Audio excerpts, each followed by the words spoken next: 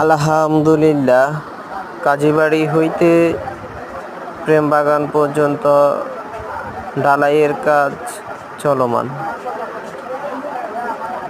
গাওয়াইর দক্ষিণখানবাসী এই রাস্তা নিয়ে অনেক ভোগান্তিতে ছিল এবং এখনো আছে। আপনারা দেখতে পাচ্ছেন রাস্তার এক পাশে ঢালাই হচ্ছে, অন্য পাশ এখনো ঢালাইয়ের কাজ সম্পূর্ণ হয়নি। এখন 1টা বাজে, বিকাল হতে হতে হয়তো দোনো পাশেই সম্পূর্ণ হবে।